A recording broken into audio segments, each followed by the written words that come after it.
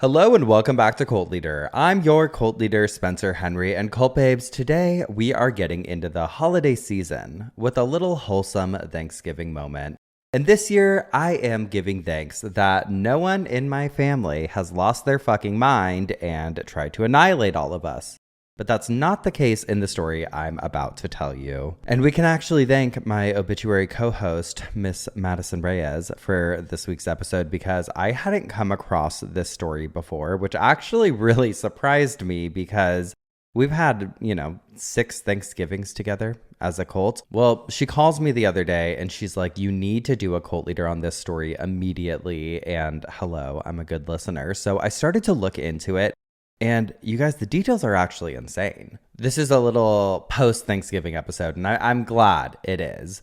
Our story starts on Thanksgiving Day, November 26, 2009, in the upscale coastal town of Jupiter, Florida, about 90 miles north of Miami. And it sounds like it's on another planet, right? Jupiter. We know Florida kind of is in its own little world a lot of the time. But Jupiter is actually one of those picture-perfect beachy communities with palm trees, bright skies, and golf carts cruising by. It's known for being safe, family-friendly. It's home to some big names like Michael Jordan and Burt Reynolds. Absolute Hollywood heartthrob. Style icon. But it's the kind of place where everyone waves to each other, and they say you can leave your doors unlocked at night, which, pause.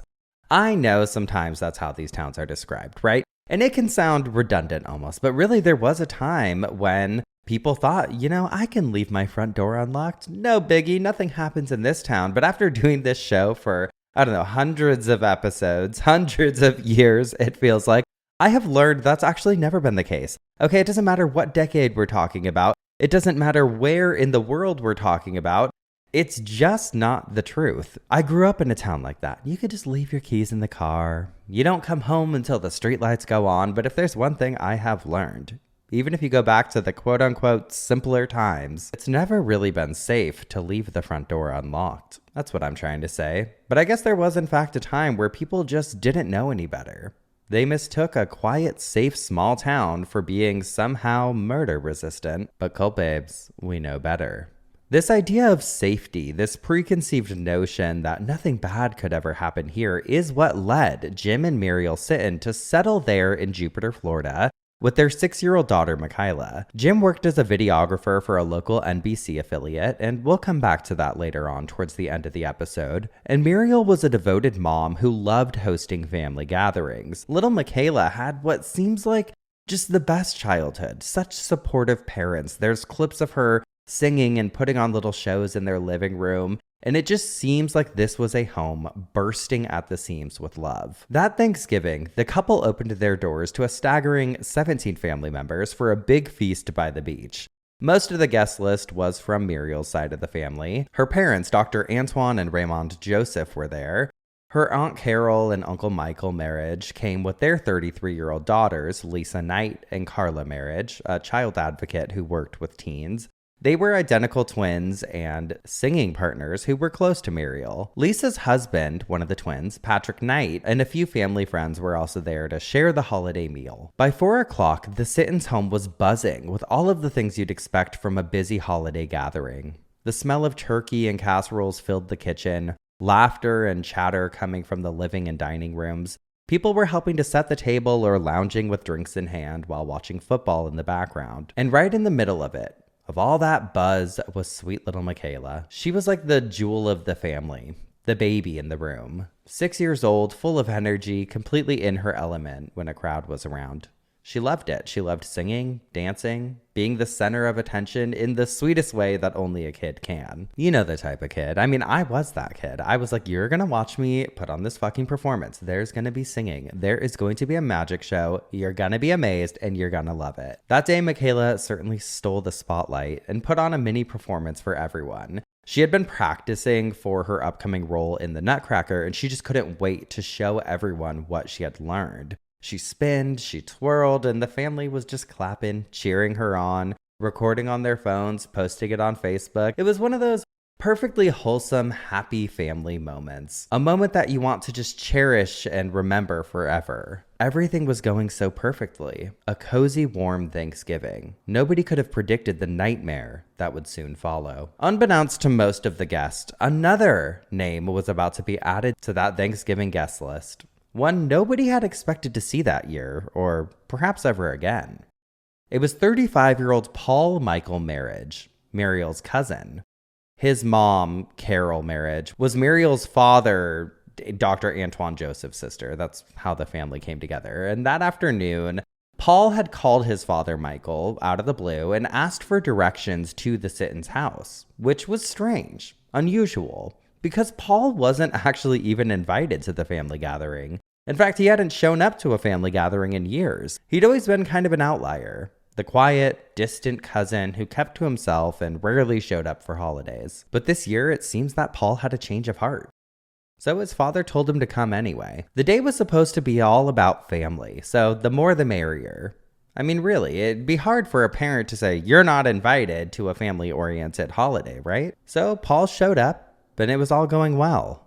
By early evening, dinner had started to wind down and everyone was full to the max. You know, they're in their food comas. Plates are being cleared, leftovers are being packed away, and that cozy post-meal drowsiness was starting to set in. The guys went off in the living room and sat around, half watching football, half dozing off. The ladies were washing up in the kitchen and laughing and gossiping over one another. At some point into the evening, someone started playing Christmas carols on the piano, which was a cute family tradition that always seemed to just cap the night perfectly, which I'm aligned with. The second Thanksgiving dinner's over, straight to Christmas, baby. Michaela couldn't resist the chance to perform her nutcracker routine one last time for everyone. She climbed up onto her little stool in front of the piano and started singing and twirling in her holiday dress, and her parents were just beaming with pride as everybody clapped along. What a nice way to spend a holiday at home. It's giving Jingle Bells and Jupiter, a Hallmark original movie, right? Like, how fucking sweet can this get? However, things were quickly about to go from Hallmark to Lifetime. Even Paul, 35-year-old Paul, the distant black sheep of the family, seemed to be having a nice time. Even though it was his first time back around the family in a while, he was relaxed. He was smiling, laughing with the others, and didn't seem to be omitting any signs of uncomfortability. But behind that peaceful expression on Paul's face was something no one could see. Years of bitterness, resentment, and something dark quietly brewing inside of him as he watched his family thrive. This happiness, this pure joy solidified something evil inside of him. At the end of the night, after about 4 hours of festivities, as everyone started bundling up green bean casserole leftovers, grabbing their coats, and saying their third round of goodbyes to everyone, Paul quietly stepped outside. He walked over to his car, opened up the trunk, and pulled out 2 guns. One was a semi-automatic pistol, the other a .38 revolver. And then he went back inside like nothing was wrong with that picture. As if he was just grabbing a jacket from the car, totally casual. Suddenly, without a word or warning, a loud sound rang out through the house. For a split second, the room froze. At first, a few people thought maybe something had fallen in the sink or a dish exploded on the oven. Nothing to be concerned about, right? Well, something did fall in the kitchen. It was Carla Marriage. She was dead on the floor before anyone could even process what was happening. They were like, what the fuck? What's going on? I mean, why would anybody be thinking of gunfire, right? This was a family Thanksgiving that had just gone off without a hitch. There were no signs, no warnings, but it was a gun. Paul had just shot his own sister, and then pop, another shot. Pop, another. The whole house turned into chaos. Paul turned his gun on Patrick Knight, his brother-in-law, and shot him in the stomach. Patrick fell to his knees, and he was gasping for air. Carla's twin sister, Lisa, who was pregnant, was shot as well, and she tried to crawl away, leaving a trail of blood as she dragged herself outside through the sliding glass door. She actually made it outside, but unfortunately, she collapsed on the lawn and died shortly after. It tragically mirrors the image in my head of Sharon Tate, also pregnant, when she was mercilessly killed by the Manson family a few decades earlier. It's unimaginable. A pregnant woman? All bounds are off at that point. Another relative, Clifford Gabarra, was grazed by a bullet as he tried to run out of the house.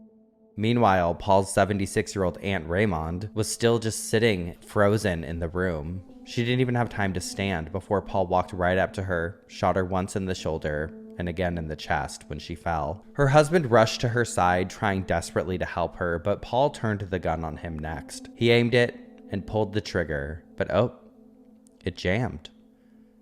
Then he said something along the lines of, "I've been waiting 20 years to do this." He racks it, tries again, and still it was jammed. He got frustrated and gave up and then stormed off. During all this time, it was absolute chaos. People were running, ducking, trying to grab the kids, trying to hide. And someone finally was able to get through to 911. And they tried to explain through their shaking voice that their Thanksgiving had just turned into a massacre and that the killer was still on the loose. Here's a clip from the 911 call. What's going on there, ma'am? There's someone with a gun. Okay, where's the person at? In my house. My neighbors, I'm so nervous. My neighbors next door, somebody has a gun. Okay, wait. Came in my house. Ma'am, stay on the phone. Is it white, black, or Hispanic now?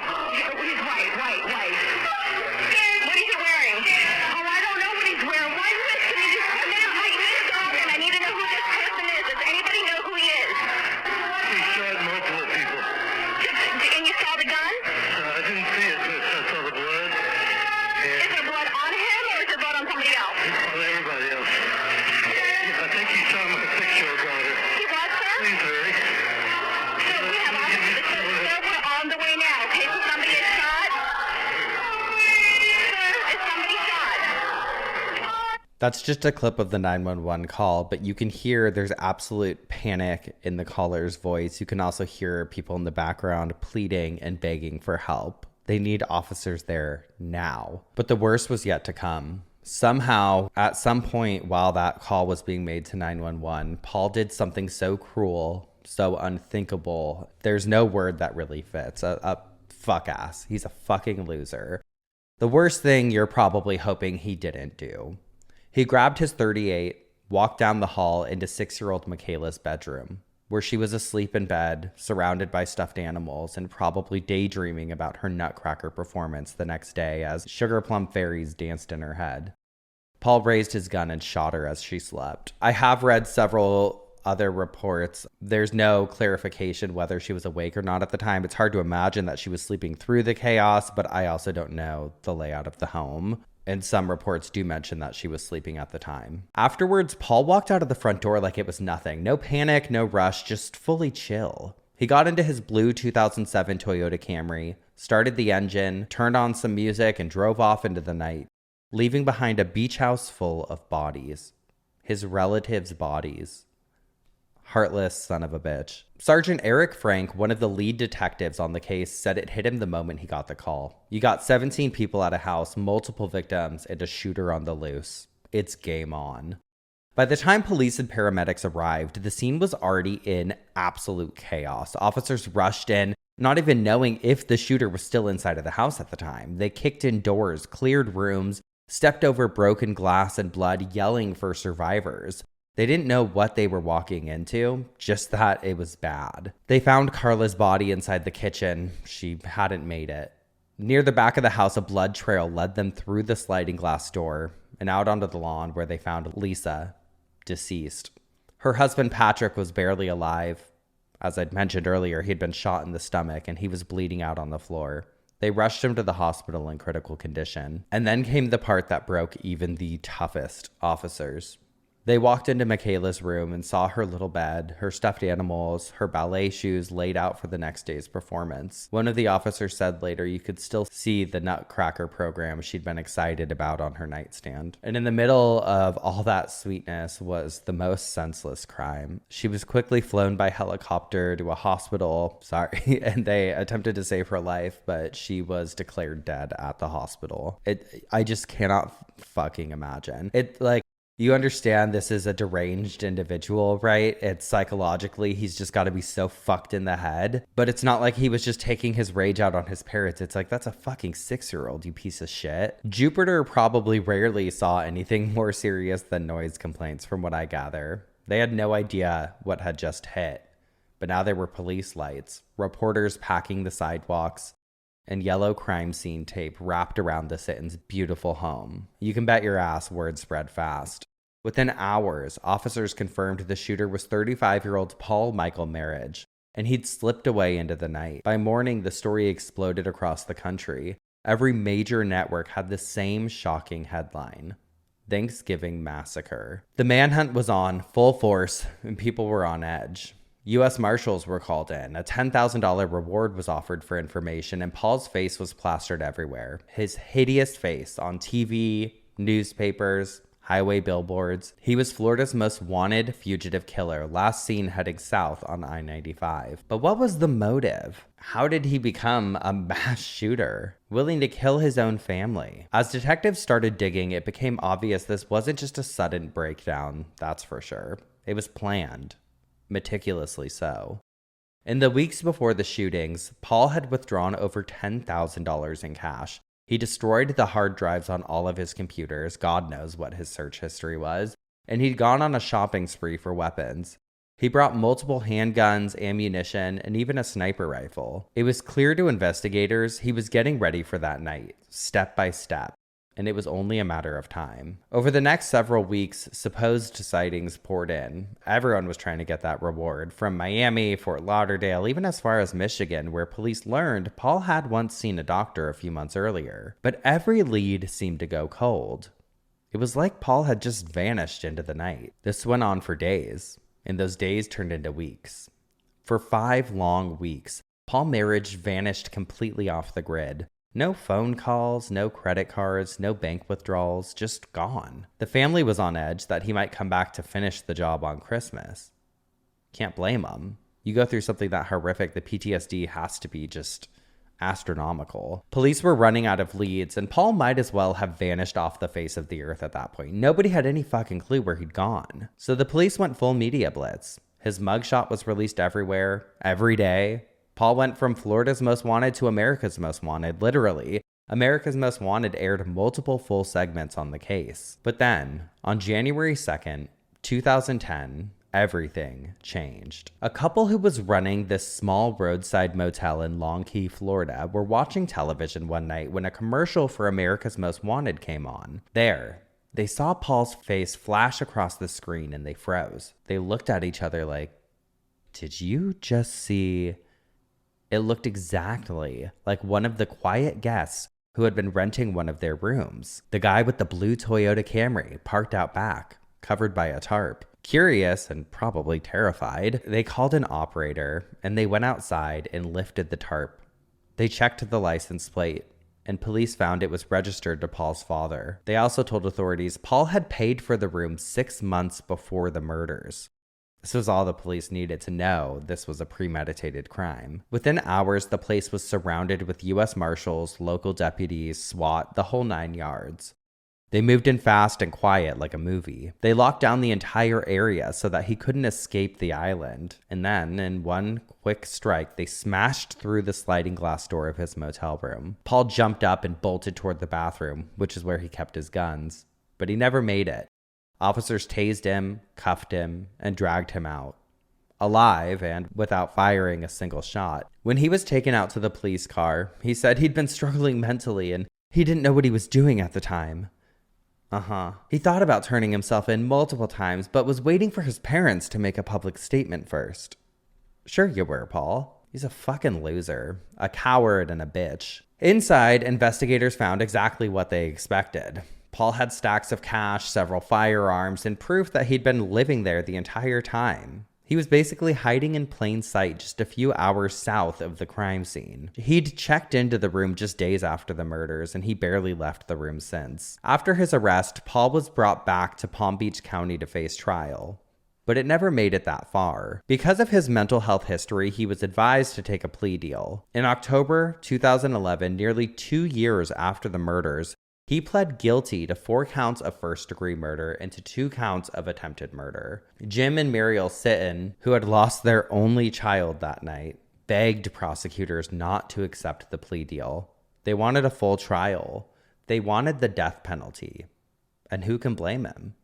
I'd want the same. Give him the firing squad. In court, Muriel cried, saying he was a cold-blooded killer who murdered our family without mercy. Jim said justice for Michaela is not life, it's death. but not everyone agreed. Patrick Knight, who had survived being shot in the gut and spent 3 months in a coma and didn't even know he had lost his wife Lisa and their unborn child until after he woke up, supported this plea deal. But you also see his viewpoint. He said he just wanted it to be over. He didn't want any more hearings, no chance of an insanity verdict, no more dragging it out. He just wanted to start focusing on healing. In the end, the plea deal was accepted, and it meant that Paul would avoid the death penalty.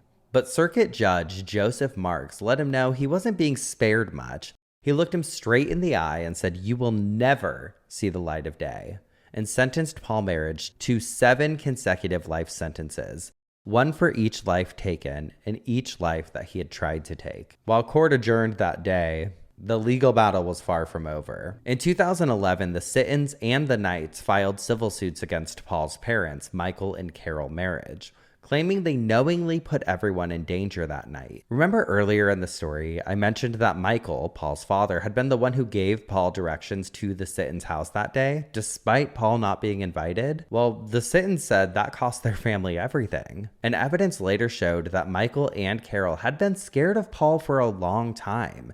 They knew he had a long history of mental illness and violence. He had struggled with severe depression and anger, even pulling a gun on someone at the age of 13 during an argument. His parents slept with their bedroom door locked when he lived with them. In college, Paul had suffered a breakdown and his parents moved him into a condo. They got him a cleaning lady, kind of just set him up as a problem. It was like this problem away from them, right? Out of sight, out of mind. But he still blamed his family for his failures.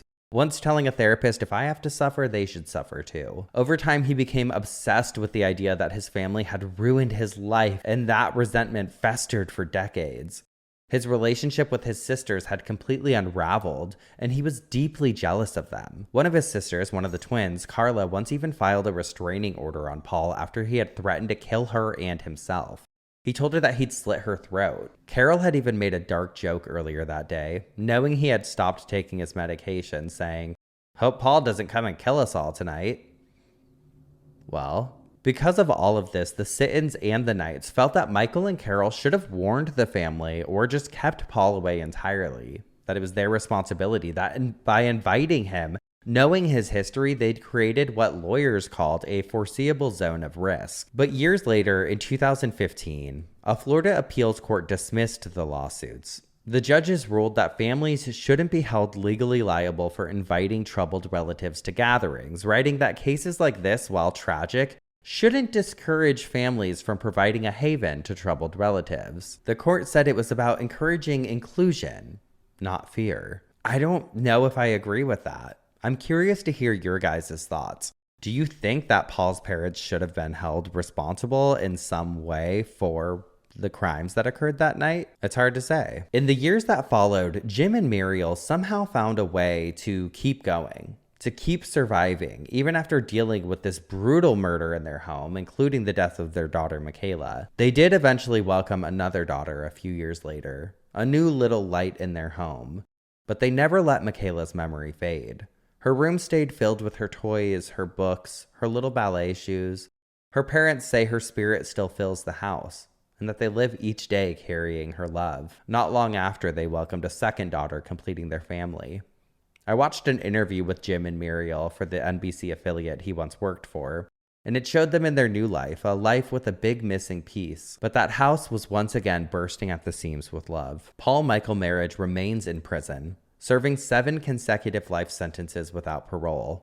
Reportedly, the only person who visits him still is his father, Michael. Even though Muriel didn't agree with the plea, she said she took comfort knowing he'll never come out, except in a box. And honestly, yeah, fuck him. I hope he's loving that Thanksgiving prison food. Actually, I don't. I hope he chokes on it. But before we go, I need to talk to you guys about a little press clipping I found when I was going through the newspaper archives to learn more about this case, this story. It was regarding Paul's, I believe, great aunt, and it seems like rage just runs in this family. Listen to this. This is from the Courier-Post, Camden, New Jersey. It was published on Thursday, July 19th, 1973. Quote, Miami. Opera singer Salwa Marriage Abrams died early today without regaining consciousness from an overdose of pills she took on Saturday after killing her former husband and 2 children. Mrs. Marriage Abrams, 43, died at the South Miami General Hospital at 1:25 a.m. just hours after her pilot ex-husband James Abrams and children Jack, 14, and Melissa Ann, 10, were buried. Abrams and the 2 children were shot to death in the couple's fashionable Southwest Miami home last Saturday, the day after the couple had been divorced after 19 years of marriage. Mrs. Marriage Abrams had been performing locally for over a decade, and was rated by the directors of several South Florida opera companies as one of the best mezzo-sopranos in the nation. Mrs. Marriage Abrams had turned down a number of offers to join a larger opera company that many people believe would have vaulted her to national stardom. But the attractive singer said she preferred to remain close to home to be with her husband, a national airlines pilot, and help raise her 2 children. Mrs. Marriage Abrams and her husband separated about a year ago, and the tall, handsome airline pilot filed for a divorce. The divorce was finalized last Friday. Despite the opera singer's claim, she still loved Abrams and did not want the divorce. The day after the divorce was final, Abrams went to visit his children, and several hours later, police were called to the house, where they found Abrams and the 2 children dead, and Mrs. Marriage Abrams unconscious. Well, if there's one thing I do know to be true, it is that mental illness does run in the family sometimes. I can speak from experience with that one, but shit. It's just eerie to see 2 rage-filled events like that in one family. But I think that's all I got this week. Now let's all give thanks that we don't have an unhinged cousin with a gun. And if we do, let's give it thanks. We're all still here to talk about it. I'll see you next time. And until next time, keep those family meals bright and buzzing. Feel free to leave out your psychotic cousin. Goodbye.